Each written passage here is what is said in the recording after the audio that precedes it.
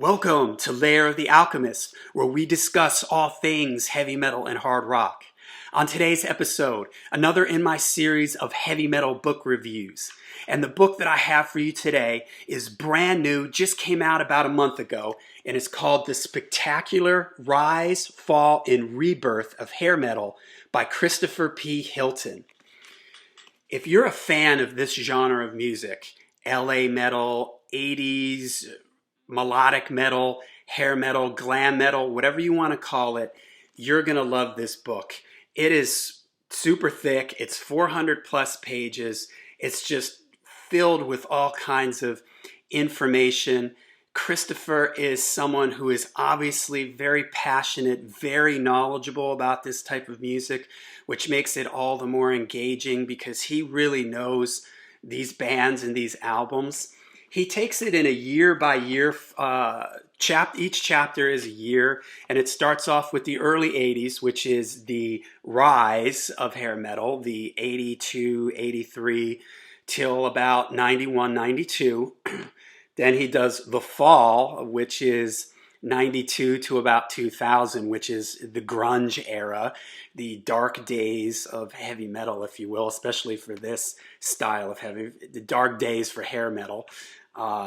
And then the rebirth, which is 2000 to the present. So each year kind of talks about all the highlights that happened in that year, the big albums that came out.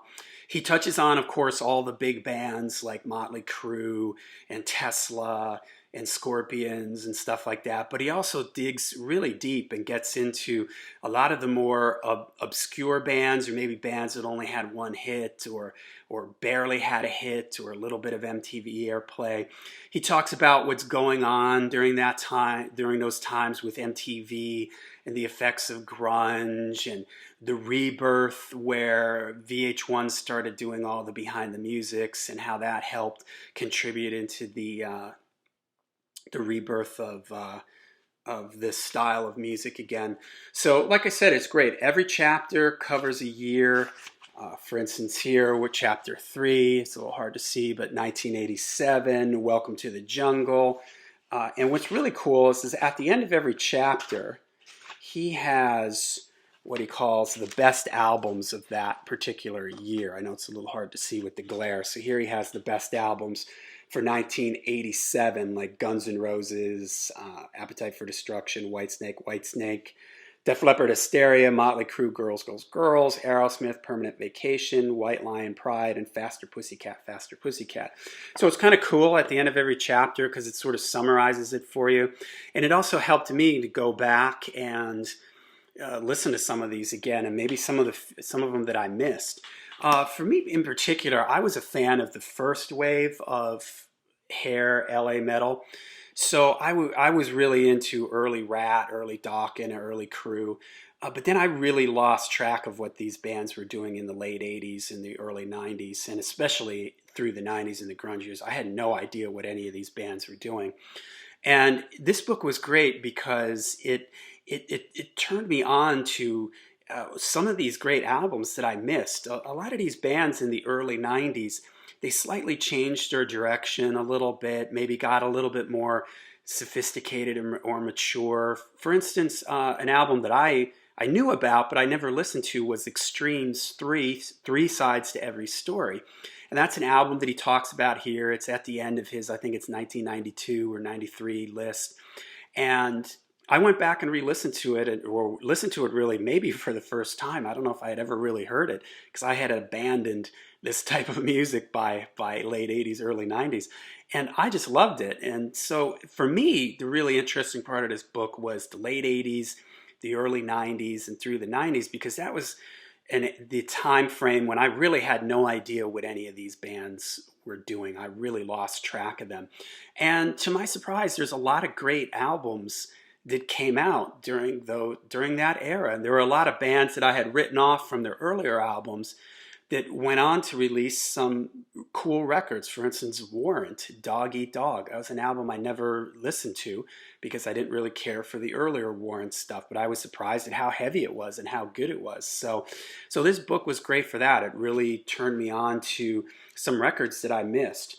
By the time we get to the 2000s, he sort of summarizes the 2000s all in one particular chapter, and he gives you even a section here. He calls it "Youth Gone Wild," which highlights newer bands. He gives you a list here of what the bigger bands were up to during the 2000s, lineup changes, important albums that they put out. He's got the best albums of 2002 to 2019. Then he has a section called Youth Gone Wild. I know, sorry about the glare there. 2002 to 2019, where he's talking about younger, newer bands that are carrying on the LA glam, hair metal, whatever you want to call it, torch. Reliving this music and finding a lot of fun stuff about this era. And this book reminded me about how fun that music was.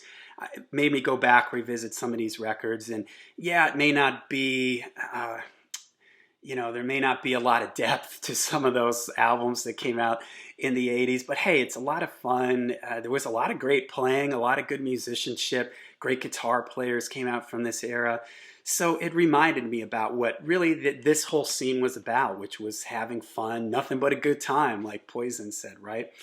So the book is really great. I highly encourage anybody who's into this type of music, even if you're not, or you only know a little bit about this type of music, I would encourage you to check it out. Christopher is obviously very knowledgeable, very passionate about this type of music. He doesn't just know about the bigger bands.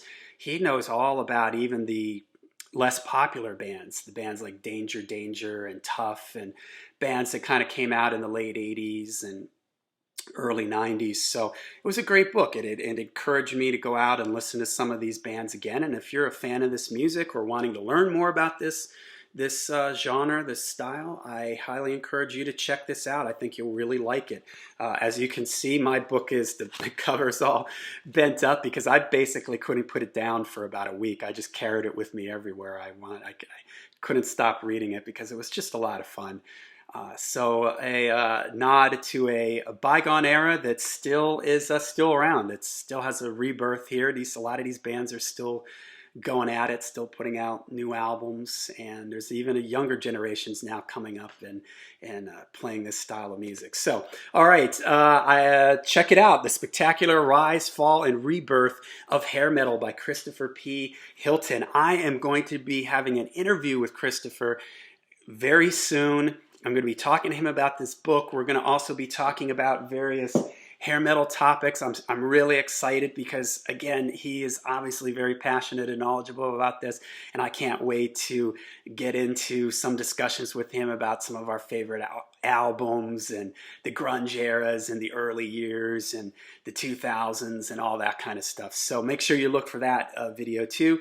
Leave me a comment down below. Let me know if you've read this book. It's available on Amazon. Like I said, it just came out like a month ago, so it's super easy to get a hold of this. So check it out. All right, make sure you hit like and subscribe, and until we see you again, make sure you stay heavy, stay metal.